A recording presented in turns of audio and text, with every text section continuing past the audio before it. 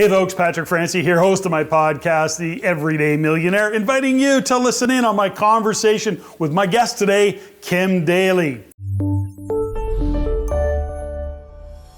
Now, for the past 20 years, Kim Daly has been helping people realize their dreams of business ownership through franchising.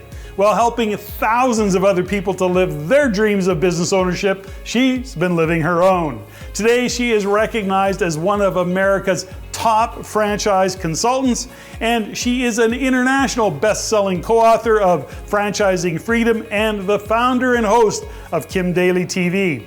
Before becoming a franchise consultant, she was an entrepreneur and a very highly sought after consultant in the health and fitness industry, working with brands such as Denise Austin, Dr. Dennis Waitley, Gold's Gym, and eDiets.com. She is the creator of the Daly Plan, a millionaire mindset coaching program that enabled her to build the largest franchise consulting business in the history of franchise consulting.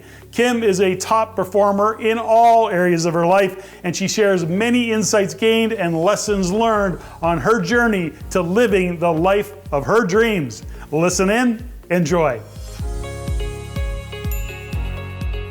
Kim Daly, welcome to the Everyday Millionaire podcast. I'm excited about having you on the show. We've just met. We literally had a 3-minute kind of pre-podcast, so we're going to be on the journey getting to know you. So thanks for joining me. Thank you so much for having me. It's a pleasure to be here. So Kim, I lead into all of these podcasts with the fundamental of, wanting my listeners to understand who my guest is. There's nobody better, beyond my intro. What I need to get from you is how do you answer somebody who says, gosh, Kim, nice to meet you. What do you do? I help people invest in franchise businesses. I help people find freedom in their life. That's what I've been blessed to do for the last 20 years. Wow. Holy cow. So I'm sitting here looking at you and I'm going, okay, when did you start? When you were 12?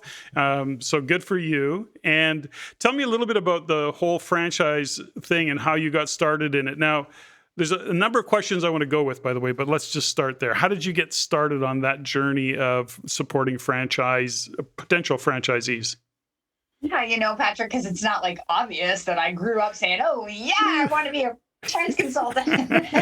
Said nobody ever. Said nobody ever. So, actually, I was on my way to medical school and I answered a classified ad in the newspaper. So my age, because I know I have to tell my kids what a classified ad is. And it was for a franchise consulting company, not the company I'm part of today. But obviously it changed my life, but it didn't really change my life, Patrick. When I got into the franchise industry and saw that this was an industry of people helping people, this is an industry where every day people wake up to live their own dreams and then to help other people live their dreams. I found what was always inside of me. I found my people. And I have become an entrepreneur. I am a franchisee. Now I'm a coach to help other people become franchisee. So it just was exactly where I was always meant to be. I just thought it was a deviation, but I think I ended up exactly where I was born to be. That's so fantastic. When we find that niche that lights us up every day, get to be a contribution, get to have significance, get to really make a difference in the world. That's very cool. So good for you. Give me an example, Kim, is there a common franchise? Because when I think of franchise, and I understand franchise quite well, but when I think of it, and I know I think many people think about, vending machines as a franchise, be your own boss, have your own time but I know it, of course it's more than that. What is it for you? What is some of the more common things that you look at, Kim? Okay, so being a Canadian, I thought you were going to say Tim Hortons. Well, no, there's Tim Hortons and McDonald's. I mean, those are two big obvious ones.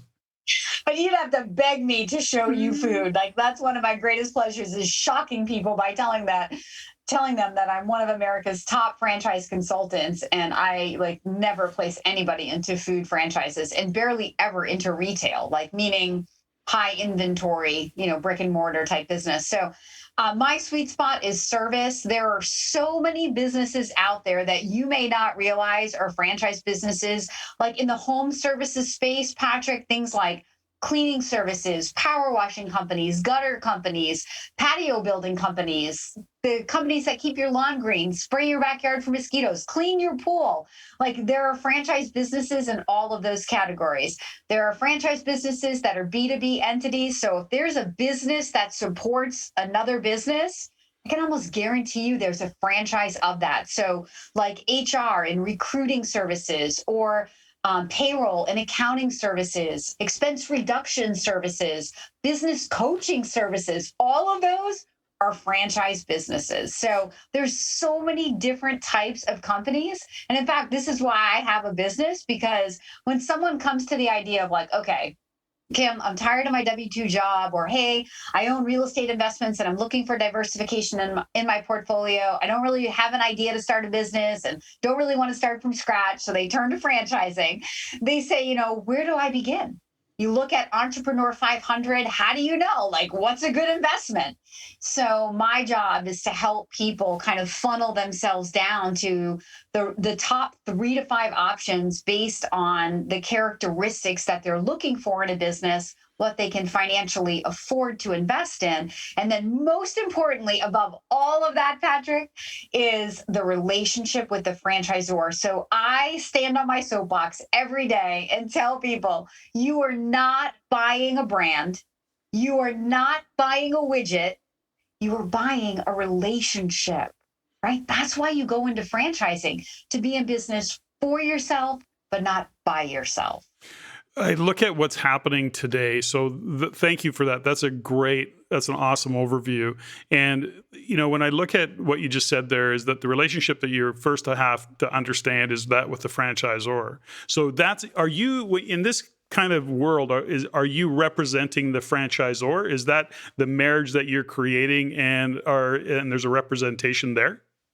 Yes. So my service is free for any candidate out there who's like, oh, I want to work with Kim Daly to find a franchise. Yes, it's free for you because I get paid by the franchisors. So think of it like this. Instead of franchisors setting up trade show booths on weekends, right? Or advertising organically on the internet and getting hundreds of leads and not knowing like which ones are really serious, which ones are financially qualified, where do we even begin calling this list of people?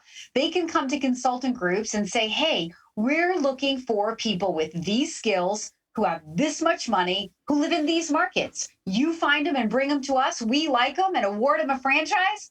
We'll pay you a fee. So I call myself like the eHarmony of franchising because I'm really like a matchmaker. And like when you work with me, once I define the top 3 to 5 companies, I set you up to go on a blind date.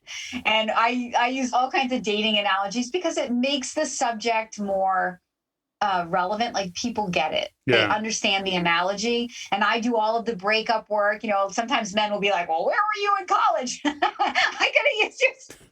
So that's terrific. Now, when you look at what you just said there, Kim, and I'm wondering, given what's happening economically, and this whole conversation or trend, we'll call it, what was referred to as a gig economy, but then we look at what's happening economically, and people going, I'm afraid I'm going to lose my job, or I have lost my job. I don't know what my future looks like if I continue to try and live under this umbrella of security by working for somebody. Give me some kind of perspective of, is the franchise business a booming business because it opens the door for people to actually kind of live a different set of dreams, or to become that self-employed individual where they're not worrying about, getting laid off or having to be in corporate politics, for example? Give me some idea of who the clients are these days, and has it changed since COVID? It's an awesome question. So a long time ago, Patrick, a mentor taught me, in good times and bad, the franchise industry grows. What people invest in and their motivations for investing will change, but the end result is They invest.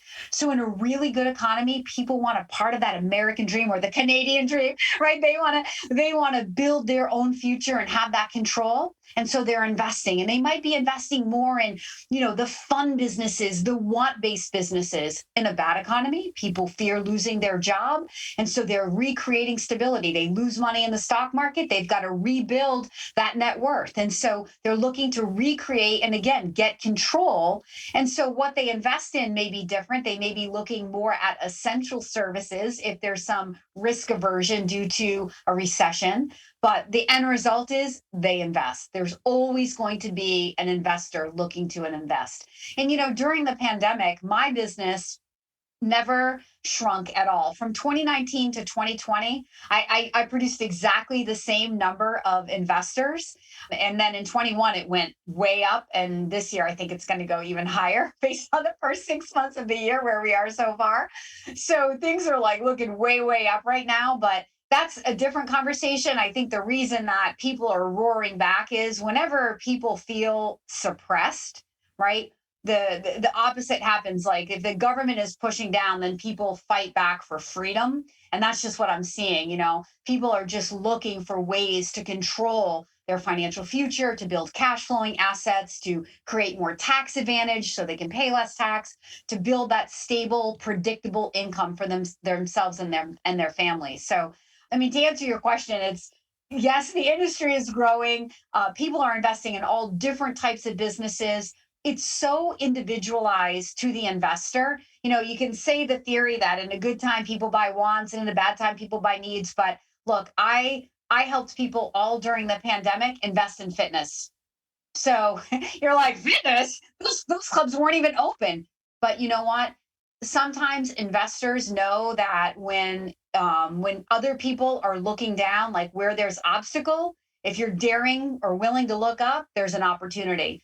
And it was really the perfect time to invest in certain businesses because as the mom and pop businesses closed, never to reopen, those landlords sitting on those leases were very aggressive with leasing terms, with paying for build outs, in some cases 100%.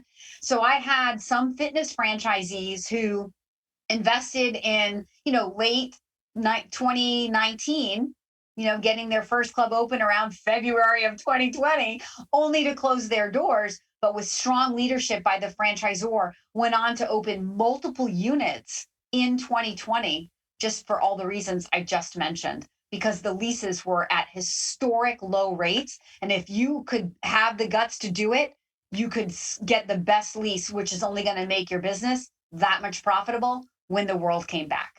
So you talk, that's so interesting, Kim, and you just said something there that, we look at somebody opening a store or whatever, look, we'll call it a store, we'll call it a gym or whatever it was in that case, where strong leadership from the franchisor kicked in and they were able to actually get through that downtime.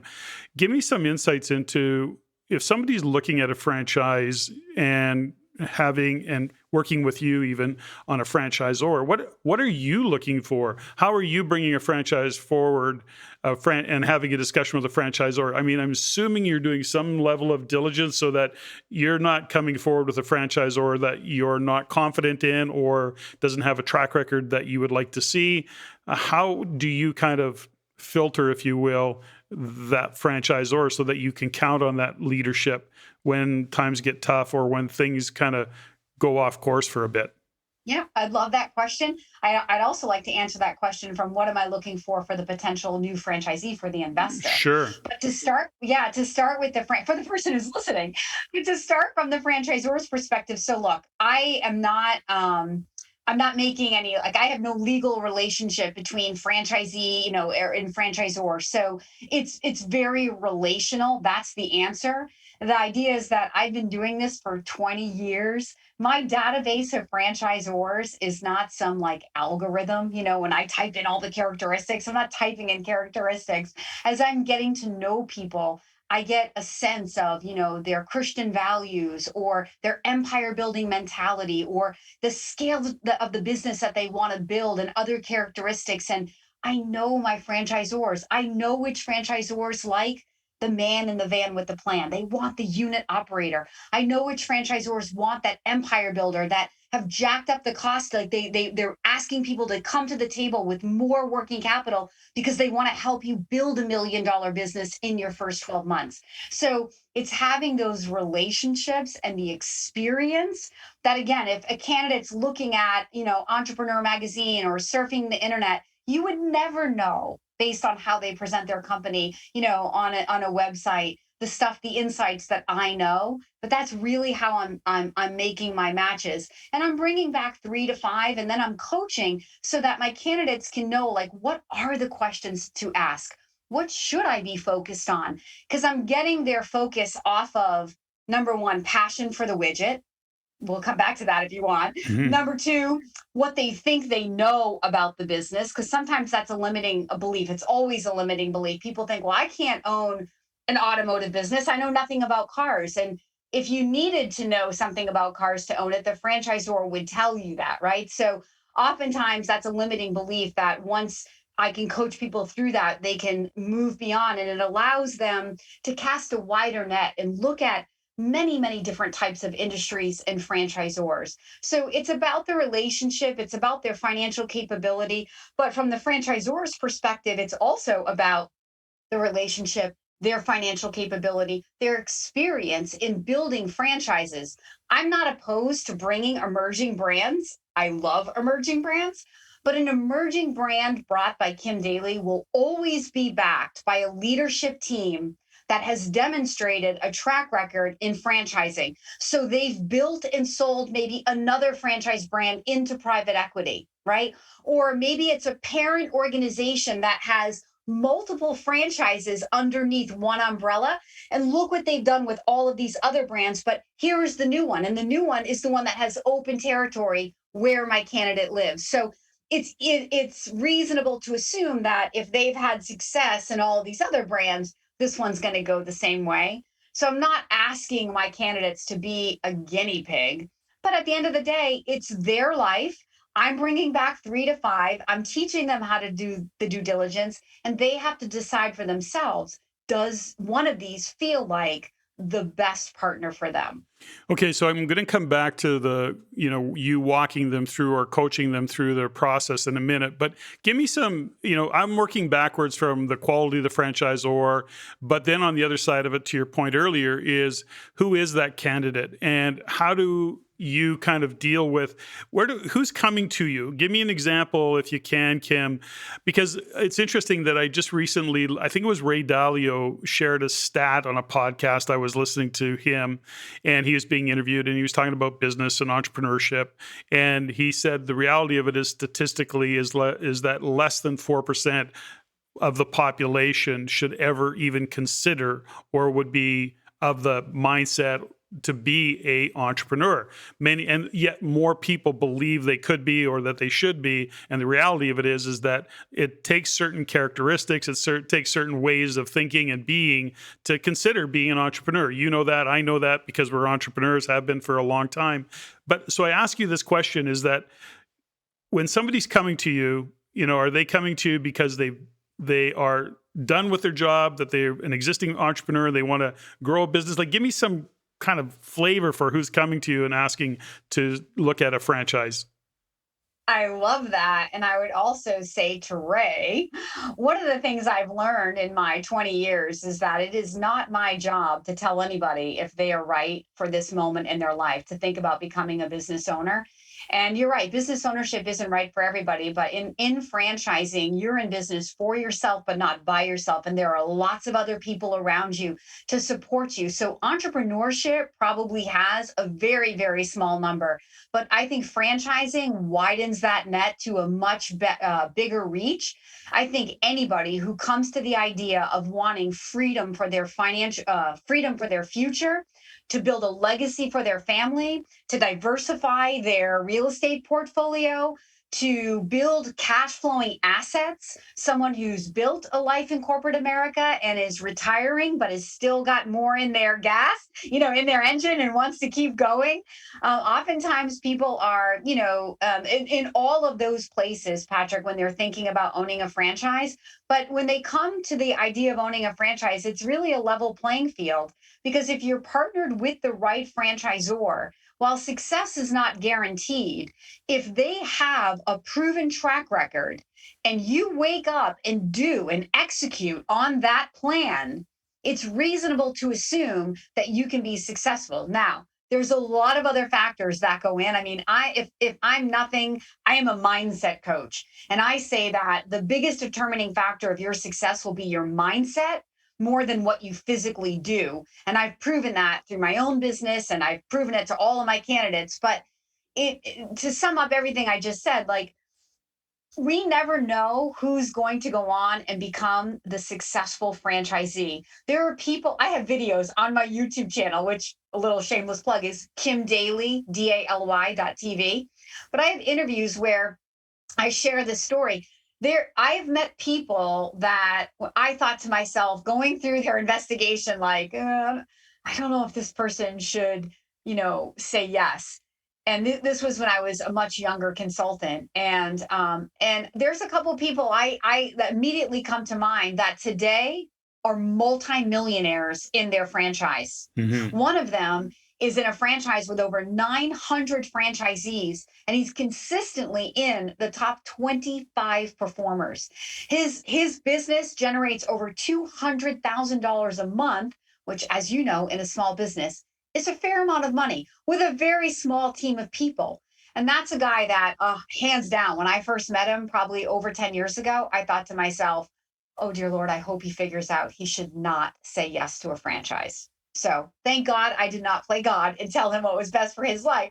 And on the flip side, Patrick, I've had people who, when you look at them on paper, military background, so they can follow orders and they have great leadership skills and sales background. So they're great communicators. They can bring people together. They can help people understand their message, who've gone on and flopped, never did anything, or just said, yeah, you know what, this isn't what I thought. I'm going to go back to corporate America and sell their business.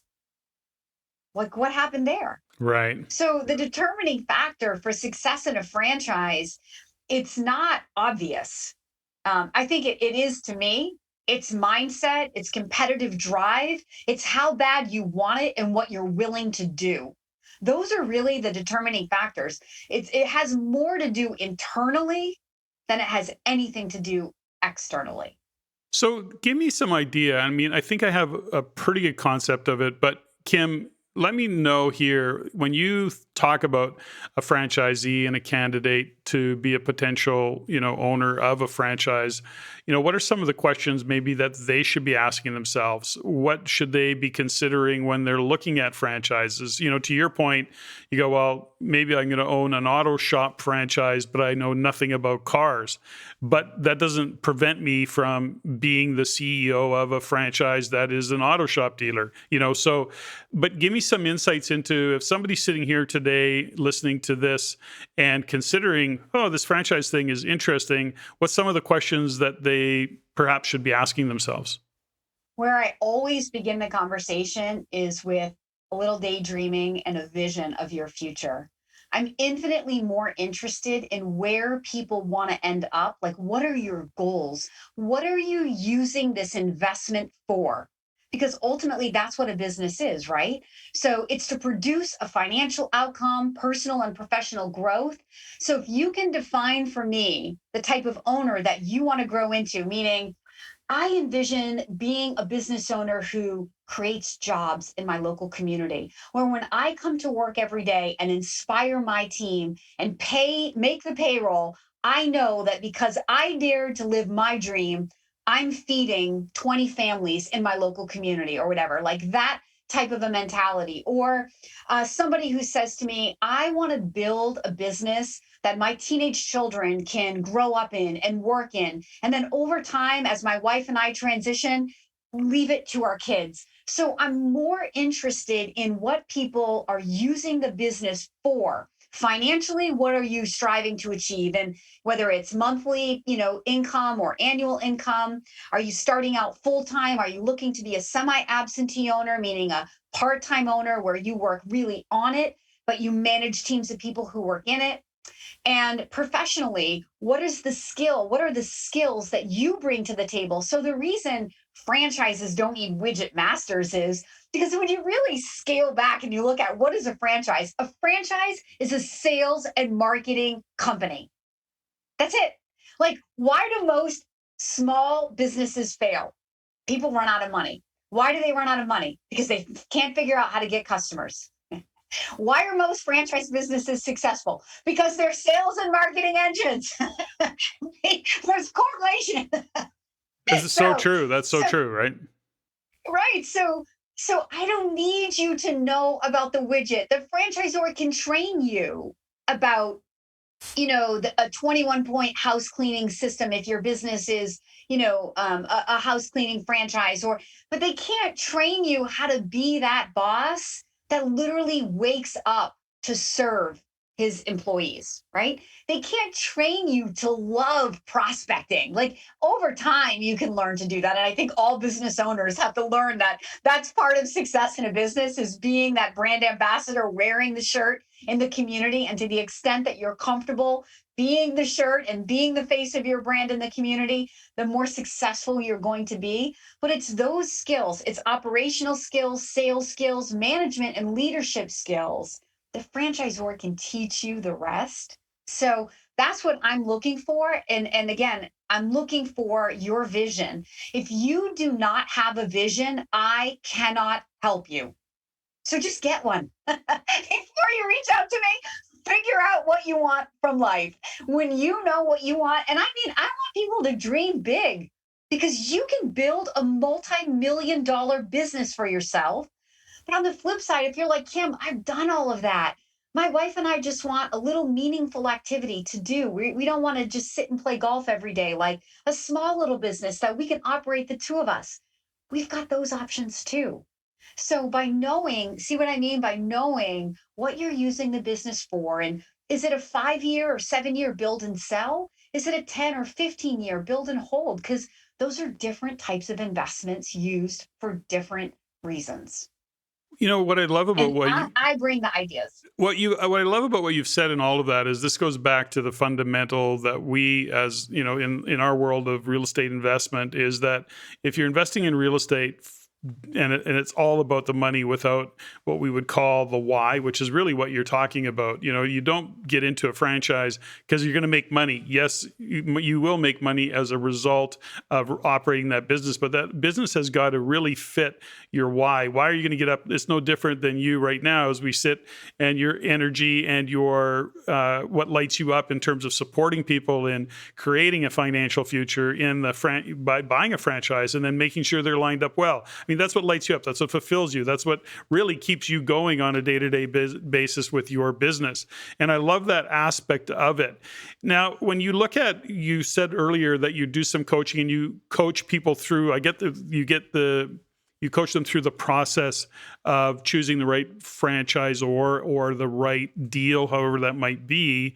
Are you also supporting them on the business side of it? Let's say they buy that franchise, and yes, there's this is what you're going to learn as part of the franchise, and these are the systems and the processes that you're going to follow. Is your relationship with them go into that as well? Do you follow them into that process at some level, or once your job is done, it's done in that regard? Give me a little bit of insights into how you operate, Kim. So, I mean, everything you just said is so true. Like, I fall in love with my people. That's why I love my business. And I tell all of my candidates officially, when I marry you off on your wedding day to your franchisor, the day you sign your franchise agreement and wire your fees, officially, my job is done. But I am here for all of my candidates, like for the life of their business. I mean, I want to be their daily coach. During the back end process, I share my story of how I spent 8 years as an average performing consultant. And then I got clear and focused with a vision and a daily plan, which I now call my Millionaire Mindset Plan. It's a coaching plan that I offer to my candidates. Then 1 year later, I was a history making consultant. I had built the largest franchise consulting business in the history of franchise consulting. And that was back in 2012. I've grown it for the last decade, expanded it, taught what I do to other consultants. And now I teach what I do to all of my candidates. So before they kind of graduate from Kim Daly, they have my gold, but they know that my phone will ring for them and I will answer it no matter what. Because many times, Patrick, saying you're going to do something and then doing it are two different things. Of course. Right. And while the plan can be simple, execution of the plan is usually never easy. And so oftentimes, you get 3-6 months into business ownership and you sort of have this like aha moment where you're like, oh my God, this is a lot harder than I thought it was going to be. And it's not bad. It's sort of like when you become a parent. Right? Sure. You're having a baby shower, you're dreaming about being a parent, and then you have the baby and you're like somewhere along the line, whether it's when they're 3 months or 1 year, or in my case, I have 14 and 15-year-old boys, you realize, holy crap, this is hard. You're in it to win it. But sometimes you just need somebody who knows you to be like, okay, coach me through this moment. And I'm here for my people. And I do all of that for free. I do not charge my people. I just want them to live their life and to be successful, because if they're successful, then when their friends get laid off, they think of me. I'm a 100% referral driven. And so if I can be good and bless other people, then they in turn bless me. The reason I am 100% referral driven is because all of my people bless me so much when they send all of their referrals to me. So I love this conversation and how you show up. And this has been a lot about what you do and your business and franchise. But I want to talk a little bit more about Kim. Now, I've come to realize that, when I talk about the Everyday Millionaire podcast, I'm always having conversations with what I refer to as seemingly ordinary individuals who have achieved extraordinary results. And you certainly fall easily into that category of seemingly ordinary, not so much, really, but, perhaps seemingly ordinary, extraordinary for sure. But I want to go back to how you got on this journey, because perhaps as you're speaking with even your potential franchisees, you start to realize that you don't necessarily come out of the chute as an entrepreneur. Sometimes it's develops. Is it nature? Is it nurture? For you, let's go back a little bit in your history and tell me how it is that you got on the entrepreneurial journey that you're on today. Yeah. So most children of entrepreneurs, I think there's a very high statistic that most go on to become entrepreneurs. I certainly hope that statistic is passed on to my children, but that was my case. My father was an entrepreneur. And like I said, I was a straight A student. I was dedicated to going to medical school. There were two things I wanted to be when I was growing up. So I grew up in the Miss America pageant organization. If you gave me a microphone, I was going to get in front of the microphone and perform in some way, whether it was a speech competition or, answering questions on stage or walking in an evening gown. I was taking the opportunity. And so when I was 15 years old, my dad gave me a book by Dr. Dennis Waitley called The Psychology of Winning. And I remember sitting on the floor in my bedroom devouring that book. It's a great book. And I knew, do you know the book? Yeah. And I eventually, the first business I started, I actually got to meet Dr. Dennis Waitley, which was like a life-changing moment. But anyway, so I remember thinking to myself, I want to do this. I want to inspire other people. Like, I want to learn this so I can go be a role model to other people. But like, how does one do that? How does one grow up and become a motivational speaker? Like back in the day, Tony Robbins is still really big today, but he was the man in the 80s, right? So my dad invested in all the Tony Robbins tapes for me, but like, how do you do that? So I was a straight A student. I liked science. So I'm going to help people by becoming a doctor. And it really was, again, that classified ad and landing in franchising and seeing what this industry was about that brought me back to the reason I was a straight A student, I graduated summa cum laude as a nutritional biochemist, is I'm just a driven person. When I was 12 years old and I wanted to be in the pageant, my parents were like, great, but we can't really afford that. But they were like, look, you can go out and raise money. I wasn't shy. I started knocking on doors at 12 years old, asking business owners, telling people who I was, what I wanted to do, and asking them to sponsor me. My parents never, after 12 years old, my parents never paid for any gowns or trips or anything. And I competed for 12 years. So I got good at asking people to help support me in my cause.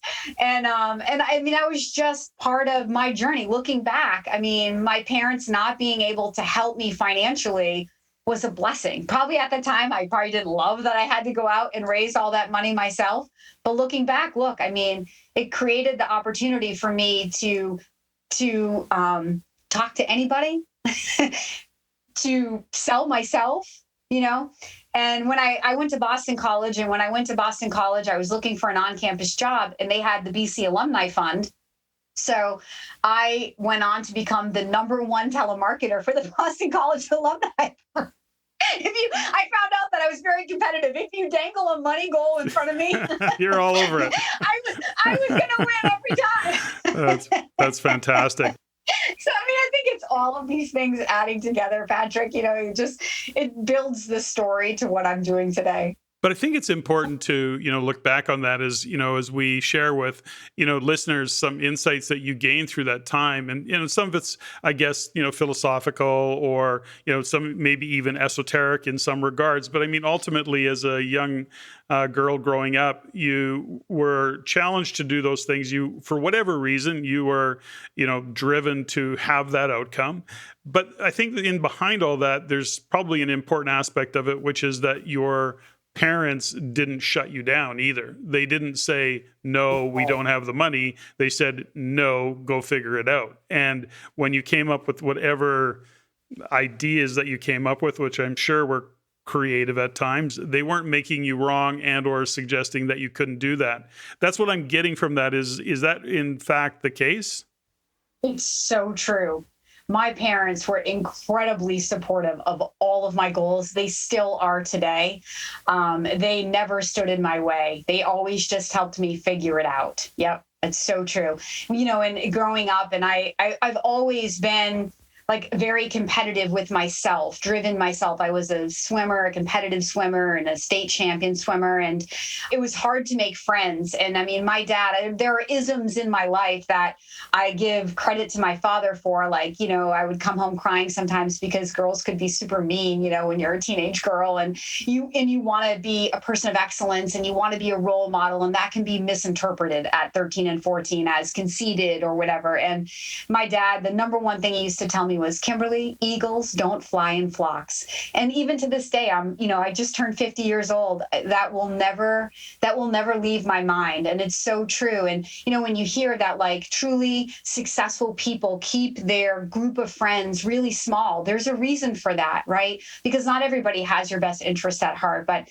at 13 years old, that message still worked for me. Another one that he always said was, the difference between good and great is inches, not yards. And I was a swimmer, so he's always relating it to, the difference between gold and silver is 1/100th of a second, Kim. So you think that like it's successful people have successful habits. It's just doing the little things consistently and with excellence, because everybody won't do it. But if you're the one who's willing to do it, you can be that winner.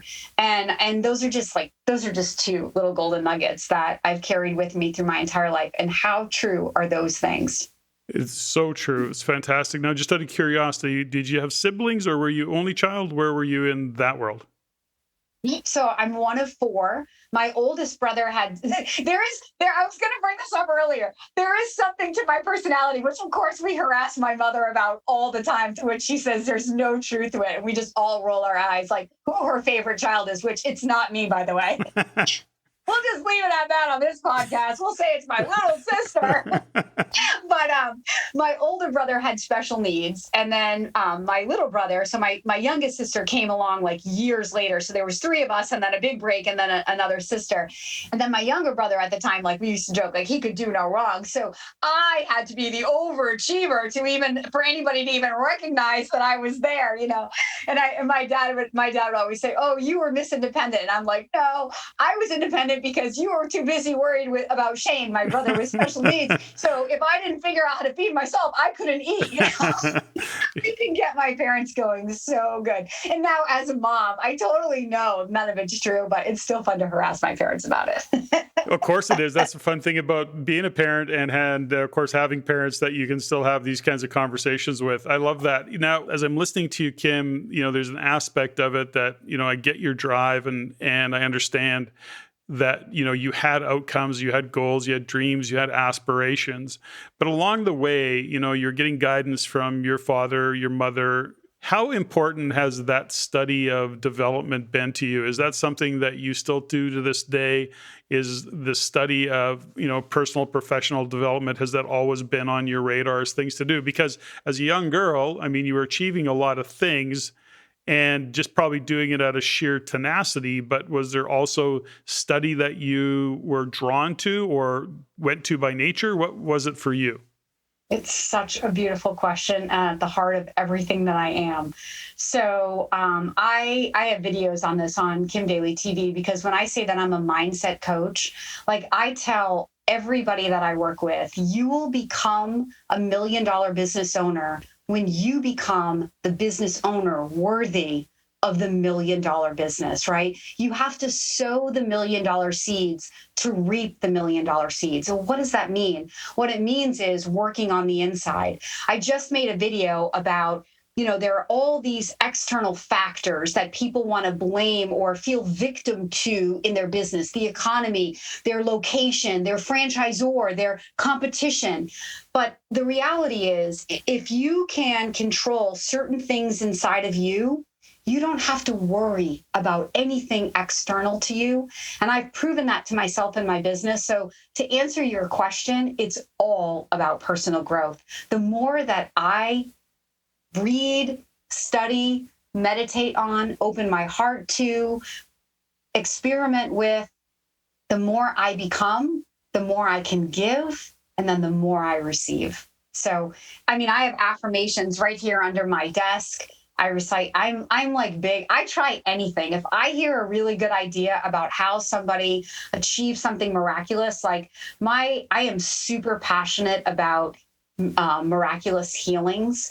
And I study all kinds of alternative healers I crave the ability to learn that for some reason, to really understand. I know I already have it, but to let go of the resistance that would allow me to do that. But what's so fun about pursuing that and being passionate about that is everything I learn, when I turn it into business language and try it in my business, it's the exact same thing, right? It's like letting go of the resistance. So many people have small dreams because they're afraid to dream big, because they're afraid of being disappointed. They don't feel worthy of it. But it's like, let go of all that stuff and just dream with reckless and abandon about how big your life can be, and believe. Instead of talking yourself out of it, talk yourself into it. Because what if it could happen? And I'll tell you, this is a true story of how I used affirmations.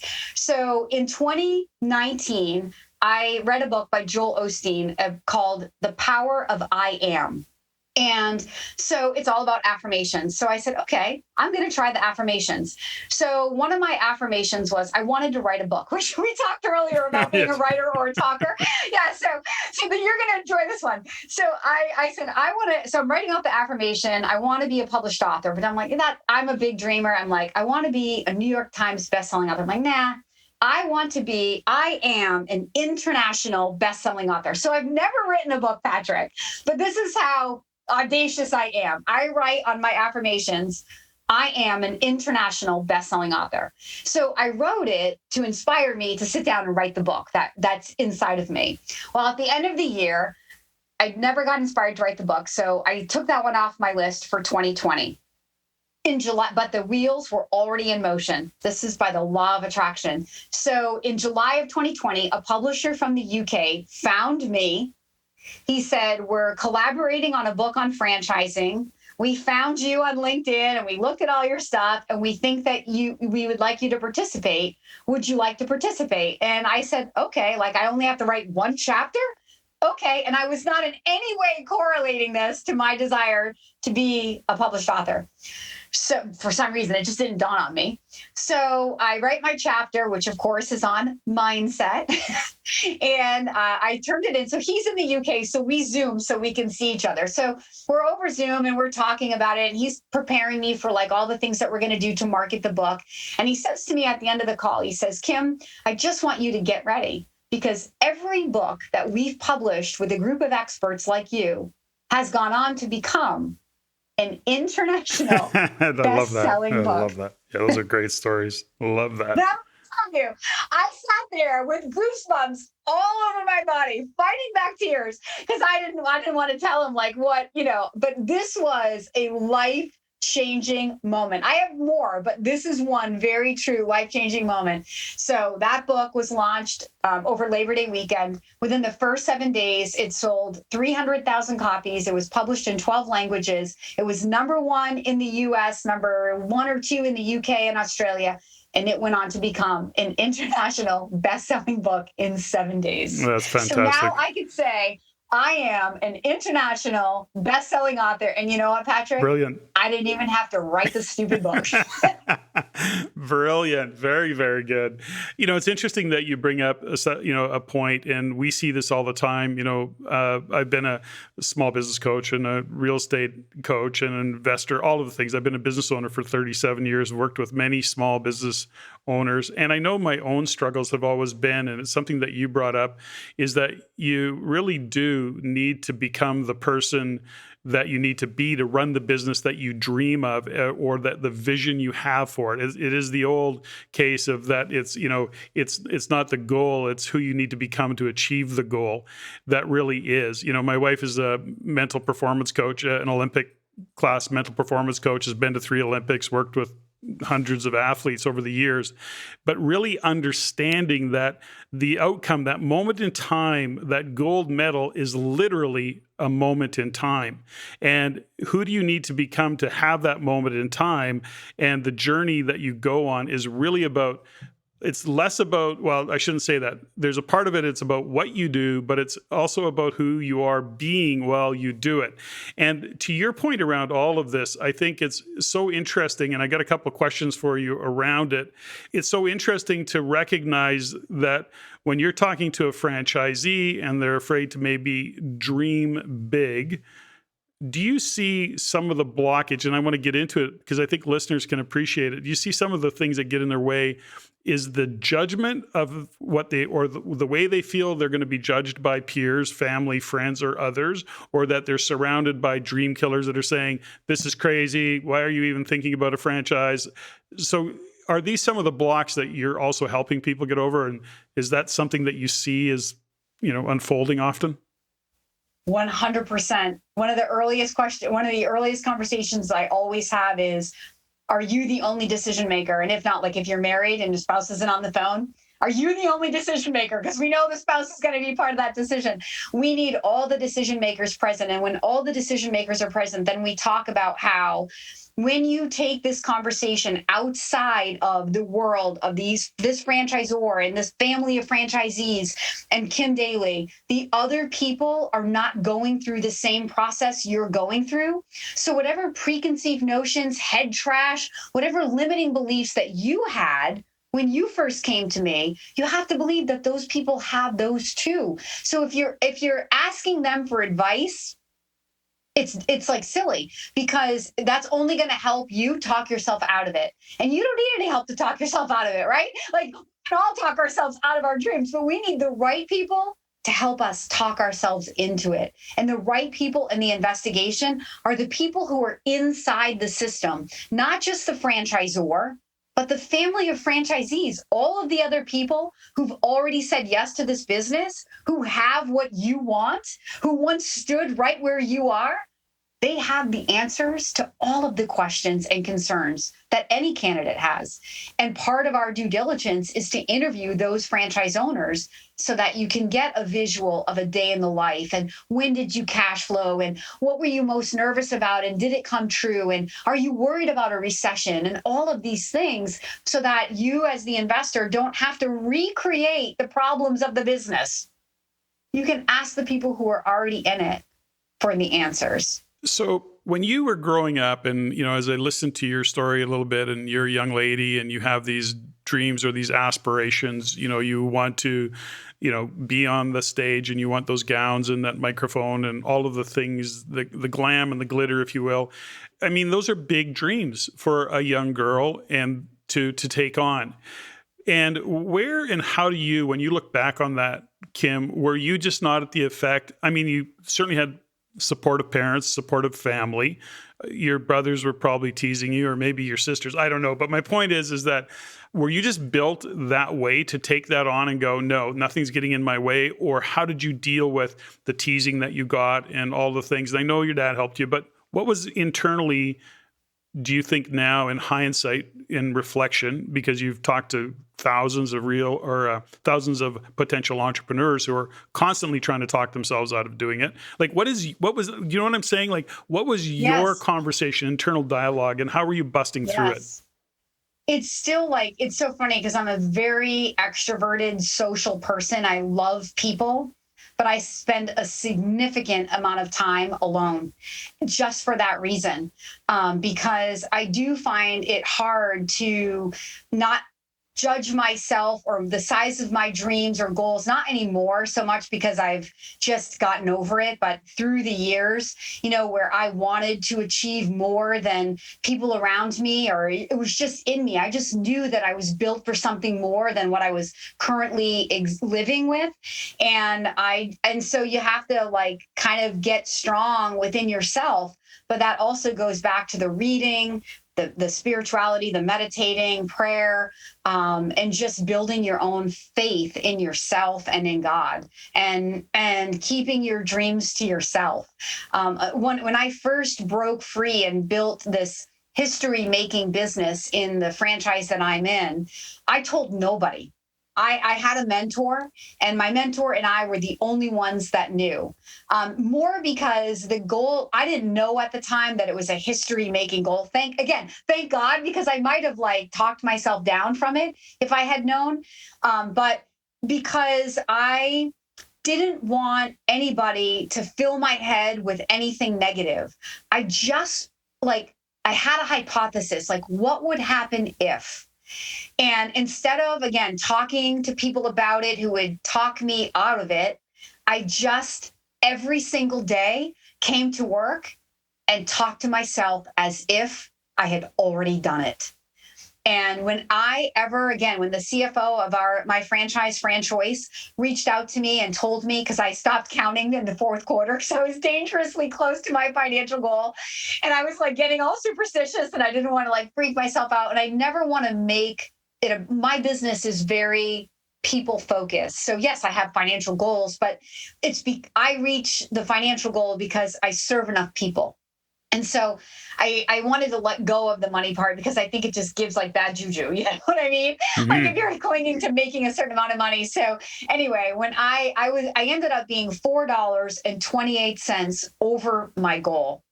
Again, and talk about another, spine tingling, moment when I got that call and he told me, and I sat in this chair in my office and thought, unbelievable, the power of intention and mind. That year, I didn't even have a plan because I had never been done. It was just an idea in my head. So I think that if you want to live a life less ordinary, you do have to choose your friends very carefully. When I was 13 and I was being pushed out of the social groups and cliques because I wanted to become Miss America, it was a tough lesson at 13.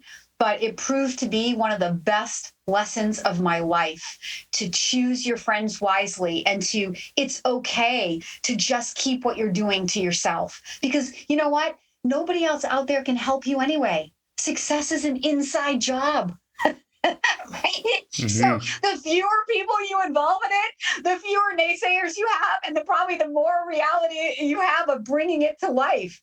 And who cares what other people think? I don't care anymore. I have ridiculous goals, Patrick, ridiculous goals.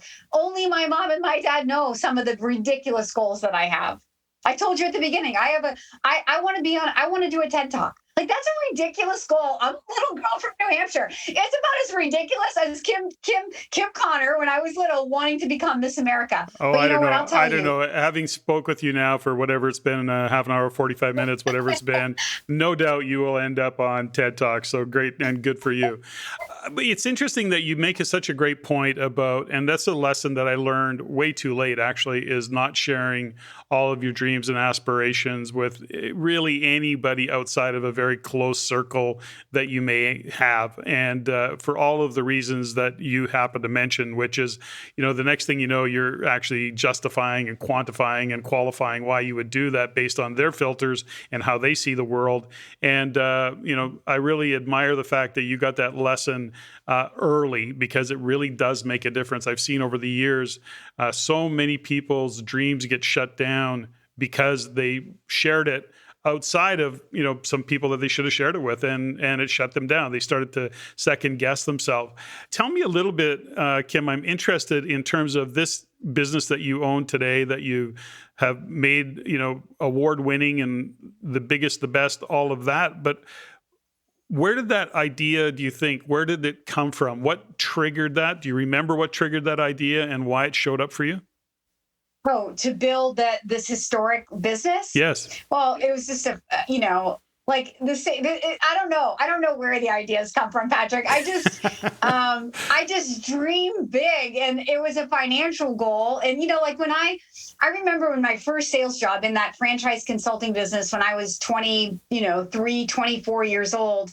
And the same thing when I talked about the Boston College Alumni Fund. I mean, back then it was pure money. I remember I set a goal, and the first boss I had, the only boss I had at 25, I left working for other people, and I've been self-employed since I was 25. But he was very good to me in terms of coaching my mindset, and a little bit hard on me that at the time I didn't appreciate, but I really look back again with fondness on kind of probably like a boot camp, instructor, I was a little afraid of him, but he made me fearless. And there's part of that in reaching these really big goals. But so he would set a goal with me, a financial goal. And I said, I want to take home a commission check of $10,000. And I remember when I got that check, I went out and I bought my first piece of beautiful jewelry. I still have it today. It's a ring, and compared to what I would buy today, it's not beautiful, but that's where I was. And so then from there, I wrote a check to myself for $100,000, because I went from 10,000 to 100,000. Like, this is just what I do. And it took several years for me, but when I woke up one day and found that check in my wallet, Patrick, I was making that money every single month.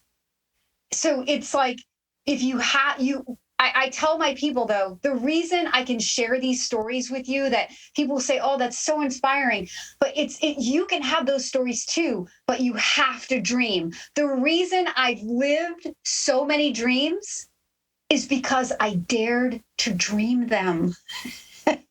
Of course. No dream, no living the dream. What I found interesting something you said, Kim, which is, you talked about, because I know what gets in people's way often is their fear of what the judgment that they're going to receive, or that somebody's going to think of them. And there is lots of people that are very limited and worried about that, especially in the social media world, and, where everything seems to go viral or get online. So here's the point. I'm listening to you talk about this and you go, I don't care what people think. Yet you came, and I get that, by the way. But I'm also thinking that you came off many years of being on stage, of actually being judged, of actually having people go, she's too this, she's too that, whatever the judgment is in a pageant kind of.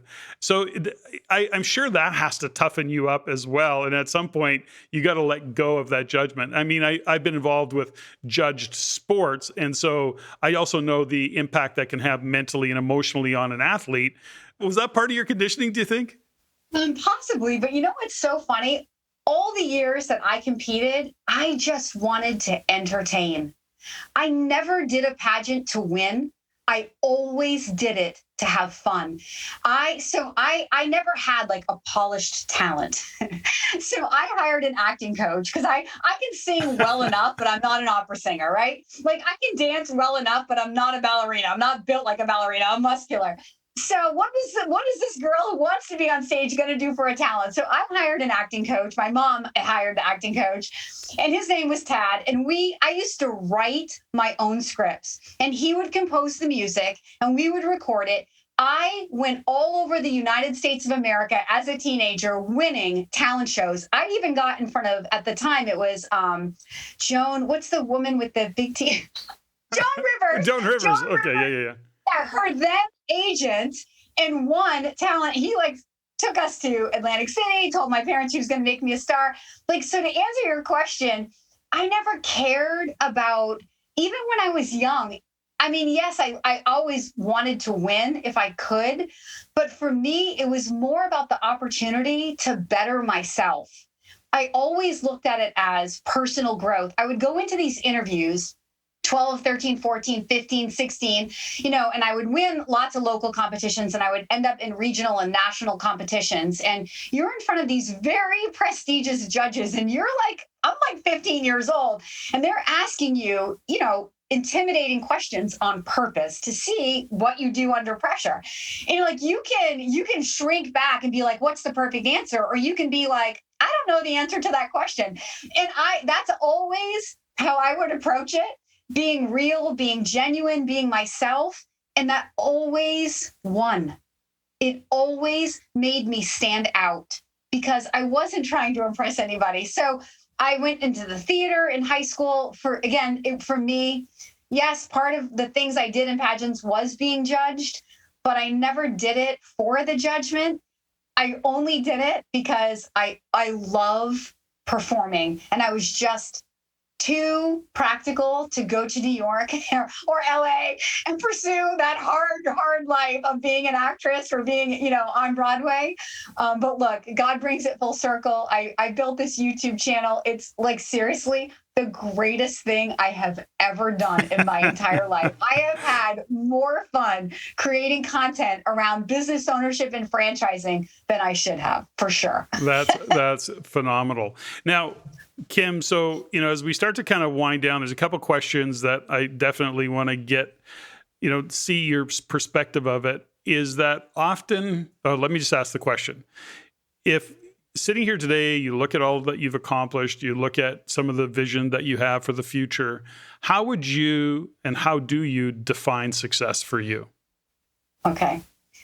So you can make tons of money, right? But if you don't have inner peace, I would not define that as success. My success is, I define my success when things like that international best-selling author book come to me. I didn't even have to effort for that, right? Like when I can coach other people to know, like, to what I've done in my business and give them the science of what I've done, and they go out and they do it and they write me a testimonial or they call me to celebrate and they give me that satisfaction of like, I knew it can work, It's not just for me, but it's for other people. That's success. When I can share a life lesson with my kids and they'll actually listen, which is very rare because they're teenagers and they're not as open as I was with my parents. But that's success. But I think at the end of all of that, it's being happy, right? It's waking up every day. I never say have a great weekend to anybody. Because I don't really care if it's Friday or Monday. It's all the same to me. I do not begrudge my work days. I live to come to my office and help people as equally as I live to get on an airplane and take a vacation with my family. And I think that is the best definition of success. It's what I would absolutely want for every single investor that I work with. It's interesting, and that's great, by the way. I heard a definition of success. I've recently been asking this question because I start to realize that few people have a definition of it. I actually had to, at this point in my life, being north of 64, looking at what I'm doing, I'm going, how do I even define my own success these days? How do I actually measure it? And can I measure it? And so I was going through this whole kind of self-reflection, and then having interviewed so many guests and talked to so many people. And what I got to was a definition that says success is when the vision for my life lines up with the reality of my life. And I went, that is a terrific definition. And as I'm listening to you speak, I went, that really is, you're living the definition of success. And because I've started to ask the question and go, okay, well, take money out of it. How do you measure success? And not everybody has a vision of multi-millions. It's not something that, whatever, they're not wired to money. They could be just full-time moms or dads, and that would be enough. But when your vision for your life lines up with the reality of your life, that really resonated for me. And as I was listening here with you, Kim, you really kind of are the epitome of that definition in this interview. That's how it shows up. So I wanted to share that with you. Thank you. The tagline for Kim Daly TV is the best dreams are those we live. And you know what? I came up with that tagline after our 10th video shoot, which was in January of this year. And I had this surreal moment in the middle of talking to the camera that day. I had this flashback of look at me. I'm a motivational speaker, what I always wanted to be at 15 and couldn't figure out how to do, and had all these limiting beliefs about how I'd have to travel. And, and I didn't want to live out of a suitcase because I'm a homebody and I love my dogs and my kids and my own bed. And I was in the middle of making this video. I had this surreal realization of I am living my dream of being a motivational speaker. We make videos in my house. Beautiful. Me too. Yes. And look how God brought that whole thing around to me, because I didn't talk myself out of it. I just kept pursuing it and growing and going where my life took me. Going into franchising was like a risk, but it felt good at the time. And look where it took me. It took me exactly where I always wanted to be. And at the end of that video shoot day, before I washed off all my makeup, I sat down and I made a video. It's on Kim Daly TV. And the whole point of making that handheld camera video, because I'm not a fan of that one, those kind of videos, was just what I already said, that the reason I'm making this video isn't to sit here and brag about that, oh, I'm living my own dream. The reason I'm making the video is to inspire you to dream. Because the reason I can live this day is because I had a dream, right? So the best dreams are the dreams we live. 100%. I love it. Your vision and definition of success are 100% mine. Yeah, I love that. That's so great. So, Kim, I want to say, that we got to wind down. I mean, you've been very generous with your time. I appreciate it. This has been just a fascinating conversation. I love these kinds of conversations. It's kind of the world that, I like to observe. And, my wife and I both, Stephanie, as my wife, Stephanie, as a coach in the kind of the mental aspect of sport and business, these are all very much aligned with our values. And before I start to kind of wind down to some other questions that I want to ask you, I want to talk about values, life's values, business values. Have you come to the realization that living your values or defining your values are an important aspect of what actually not only drives your business, but the decisions that you make and who you hang out with and all of the, I guess, really how you are in what you're doing, because you're living true to your values and that you're clear on them? 100%. And like I tell all of my candidates, look, when you get clear and specific about who you are and the owner that you want to be, you're going to realize that you don't have to attract every customer. I don't need everybody. There are people that I don't want to attract through my YouTube channel. I want to attract the people that I can help. And there are certain qualities and characteristics about those people. And I have to say that 100% of the people that have been attracted to me through my YouTube channel are exactly the people that I want to attract. So I definitely, I think that, like, look, they say you become like the 5 people that you hang, closest to you, the 5 people that you hang out with. Or so you have to choose your circle of people very closely, as we've already talked about, for those reasons, but for other reasons. I always have a mentor in my life. And it's usually a man, which is sort of interesting, but I outgrew, like, one of the mentors I had, our lives just like kind of like went different ways. And there was a period of time where I was like, gosh, God, I want this kind of a mentor. And I wanted somebody really big, somebody who really knew how to build big value, because big value in the world turns into big dollars, which is really funny. I want to say this, like, it sounds like I'm super money motivated, but you know what? I live a very simple life. And I give away money. Like, my greatest joy in life is donating money to people. Like, I mean, I bought strangers cars. I do crazy things. But when you define success, like when I can give money away to somebody, that for me makes me want to make more money. So, side note, but I want to do it. I wanted to find a mentor who could really get me to like the next level, like the biggest level that Kim Daly can dream financially. And years ago, I had recorded a radio show with a local guy here where I live, somebody from the gym. And I didn't even really know the value of his show. He was just somebody that goes to my gym, and he was like, hey, I think my audience would be interested in franchising. We recorded it, whatever. I was happy to do it as a favor for him. Well, the mentor that I have today, who is exactly the person that I was asking to attract into my life, found me from that interview that I just thought I randomly did years ago. He said, I heard you on that show, and I knew that I had to meet you. And we met, and we started, our first conversation was just like a cold call. And like, I don't know why I had that time, but we spent 2 hours. He reminds me, do you remember our first call was 2 hours? It was just instant. And I asked him, I said, I'm looking for a mentor, and I want it to be you.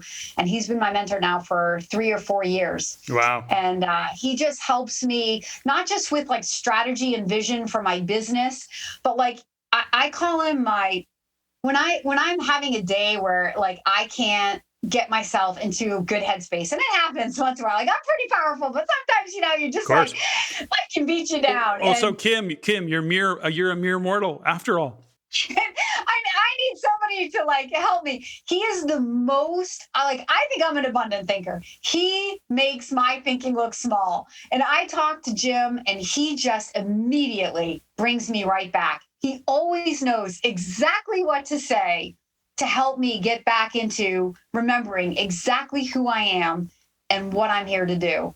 And everybody needs somebody like that. Like, if you're going to own a business, you need mentors in your business, but you need mindset mentors. Like, and I think I want to interview your wife, Stephanie. I want to know your wife, Stephanie, because what she knows is all the stuff that I passionately pursue in my free time. There's something that you brought up around mentorship and coaching, and we often see what gets in people's way is that they're not willing to invest in themselves and or pay a coach / mentor. And, when somebody pushes back to you in that regard, what is your response to somebody who says, well, I just can't afford it, or it doesn't make sense for me to pay a coach, or I can't justify it? What is your response to somebody like that, Kim? Because we see it, and I know you have as well, as coaches, you see it all the time where people just are not willing to invest in themselves. And we often say that, we can't want something more for you than you want it for yourself. And then ultimately you have to step up and say, this is what I'm prepared to do. But how do you handle those situations? Yeah, I think if you want to be the best at what you do, you have to have somebody who sees the game a little bit differently, like a coach does from the sideline, someone who's already been there and done that. I mean, in a franchise, you're paying the franchisor, right, to be your coach. But in addition to that, they're not mindset coaches. They're good operational coaches.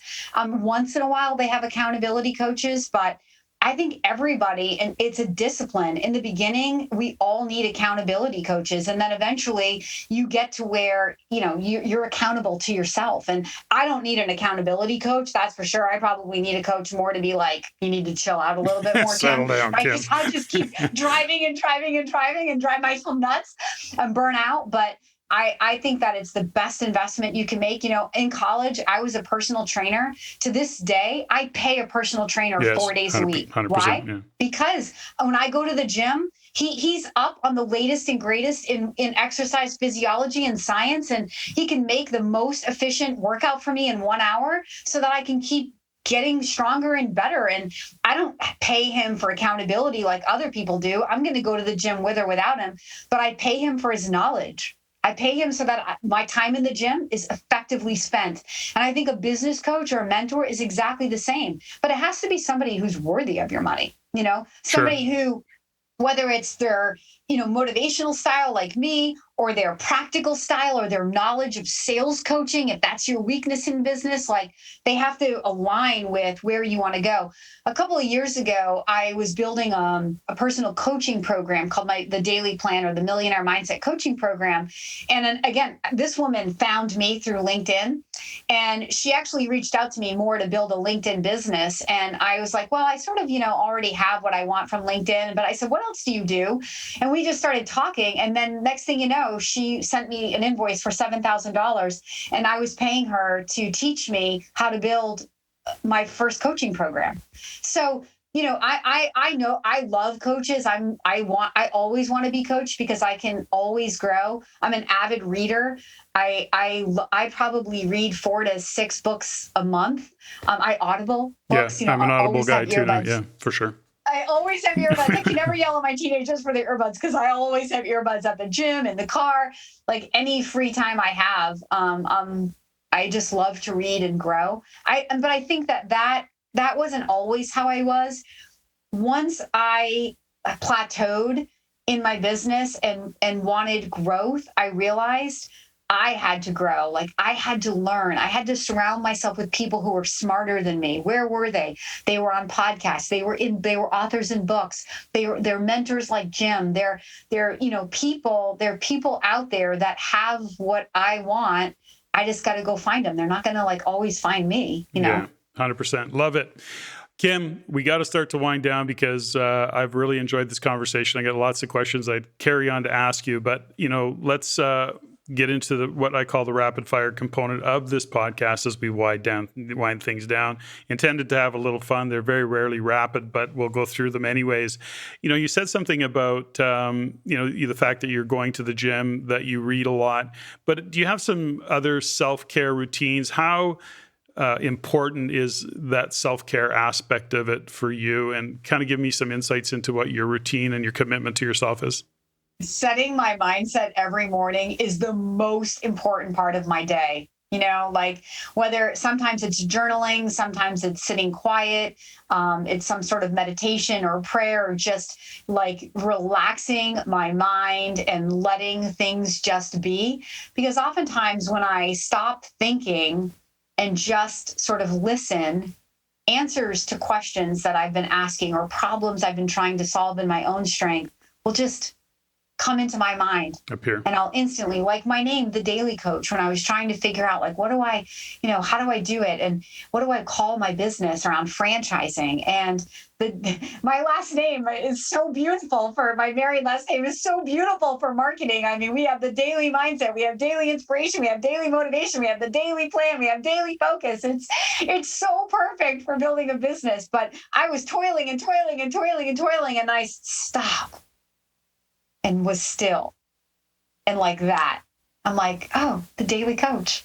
A play on my last name. That's pretty perfect. Yeah, good for you. I think you have to spend time every day. I do. And it doesn't have to be long. I love it when it's long, but I often don't have a lot of time. Sometimes it's 15 or 20 minutes. just setting aside. And at the end of my day also, my kids often find me, like I'll go up to my room around 9 o'clock and shut the door. And they know that, sometimes it's a full hour meditation. I love meditation. I love calming, if you can understand why. Mm-hmm. Calming meditations to calm my nervous system at the end of the day, healing meditations, because I'm very, very interested in metaphysical healing. And I'm always just trying to experiment on myself with how far I can go with my mind. But for me, that's very important. Are you an early morning riser, or how are you on some people work late and sleep a little bit later. I'm an early morning guy, but I have a tendency to get to bed a little bit earlier. Same here. I'm early to bed, early to rise. Yeah, there you go. Favorite book that you gift, or one of the favorite books that was, I guess, really perhaps even a fork in the road for you? I have so many favorite books, but the number one I always say is Earl Nightingale, The Strangest Secret. Ah, gosh, I haven't heard that one for a while. That is good, though. Very good. So I pay my kids to read good books. Yep. Like school makes them read certain books, but Yeah. I pay them because kids are motivated by money.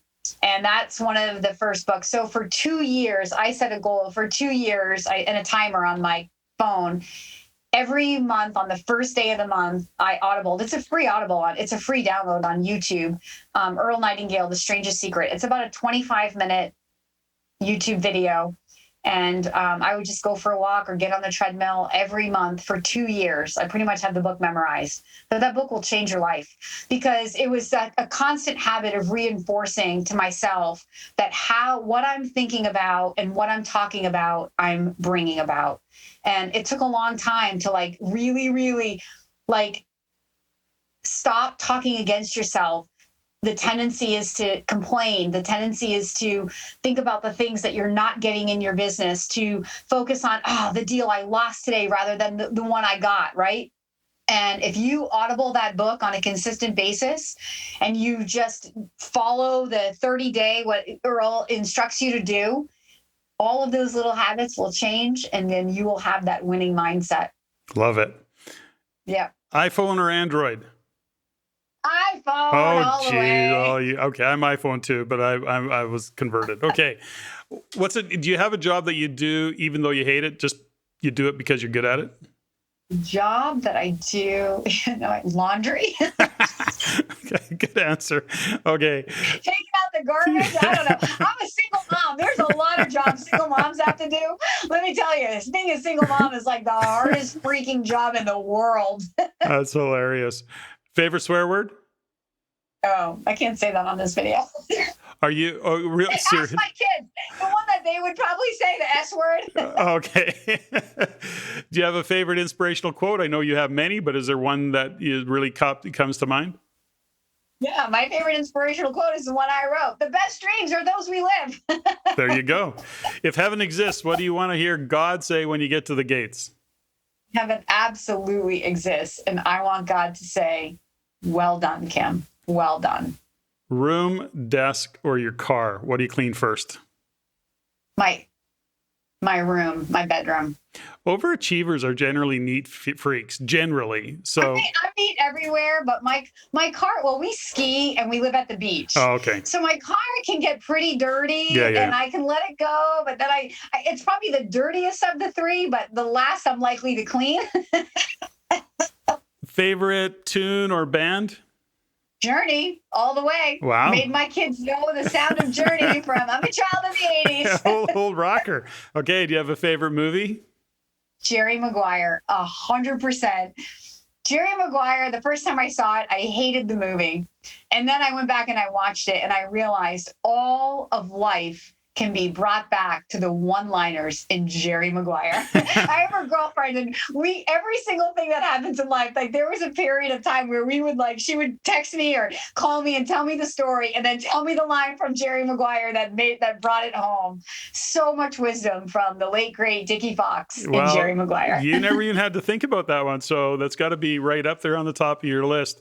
And I mean, I'm a pain in the butt to watch that movie with because I know the entire movie, line by line. It's bad. That's hilarious. Okay, and finally, Kim, what are you grateful for today? I think I'm so grateful for this time with you. I mean, I'm express gratitude every day. I love my candidates. I love my home. I love my dogs. I love my kids. I love my business. I love my health. I love my opportunity that I get to wake up and live every day.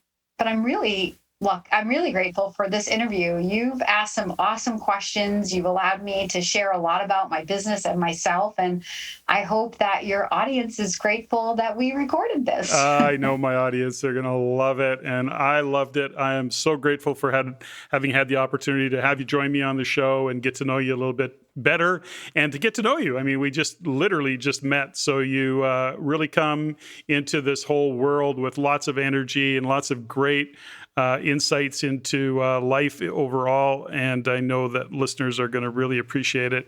I'm also grateful, as always, for my health and for my life and for my wife and my family. So thank you so much for joining me today, Kim. Your dogs. Don't forget your dogs. Oh, I can't forget Echo and Enzo. No, I must not forget them. I am grateful for my dogs. Thanks for that reminder, Kim. And hopefully we'll be talking to you again soon. That would be amazing. Thank you so much. Ladies and gentlemen, thank you for listening. If you found value in the podcast, please take the time to rate and review and share with others. Share with your friends. As it is my goal to always improve and to provide the highest value for you, the listener, if you have any comments, suggestions, or questions you'd like answered, please email me at ceo@reincanada.com. That's ceo@reincanada.com. I look forward to hearing from you. And until next time, Patrick out.